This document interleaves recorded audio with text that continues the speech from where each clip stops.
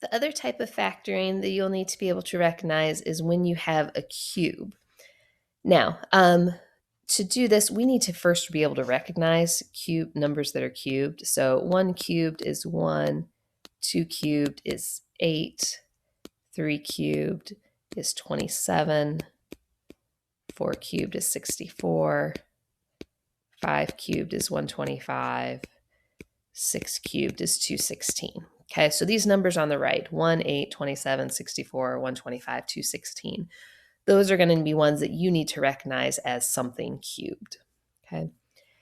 Now, if you have something cubed, if you have any number cubed and another thing cubed, this works for either a sum or a difference. So remember, with difference of squares, it had to be a subtraction. This one we can do with either plus or minus. So what I like to call these is, I call this short factor, long factor,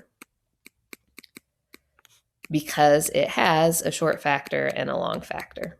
Okay, so when you hear me talk about factoring, that's what it'll be. So the short factor right here is just this thing, a plus b, it's just without the cube. Okay, so a plus b.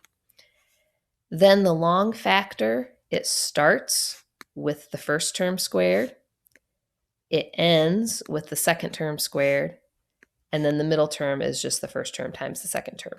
Okay, so I'll walk you through that, but that's what it looks like. And then to do the signs, these signs are always the same. These signs are always opposite. And this one is always positive. Okay, so same, opposite, always positive. SOAP is what we're going to call that. So it's to factor these, it's short factor, long factor, and then SOAP helps us with the signs.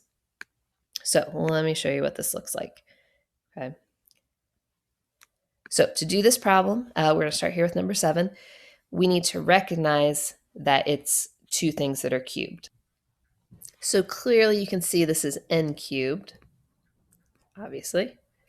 And then 125, you need to recognize that that is 5 cubed. You know what? I'm going to scoot this over. Give me room for my short factor, long factor. So n cubed minus 5 cubed. Okay. So when you have either a sum or a difference of cubes, that's going to be short factor, long factor. Looks like this. So the short factor is exactly what you see here without the cubes. It's just n minus 5. Okay, that's the short factor. The long factor starts with your first term squared, so n squared. It ends with your last term squared, so 5 squared is 25. And the middle term is just the two terms multiplied together, so 5 times n, 5n. So that's the long factor. And then to decide on the signs, remember it's same, opposite, always positive. Okay, so that is how we factor it. N minus 5 and times n squared plus 5n plus 25. Now notice this long factor, you are never going to be able to factor that further. So you're just going to stop there. Okay. Okay, let's look at number 9 next, because I have room for that one. So number 9, hopefully you can recognize that. That is x cubed and 3 cubed. And now you can see those are both perfect cubes, so it's going to be a short factor, long factor. The short factor is that thing exactly, just without the cubes, so x minus 3. The long factor starts with your first term squared. It ends with your second term squared. And then the middle is just the 3 times the x. The signs are same, opposite, always positive. There's the SOAP. Okay, so short factor is x minus 3. Long factor is x squared plus 3x plus 9. All right, let's do that middle one. I'll do it in a different color. So we want to factor this thing. Now, right now, it doesn't look quite like a cube, but notice the 8, that's the same thing as 2 cubed.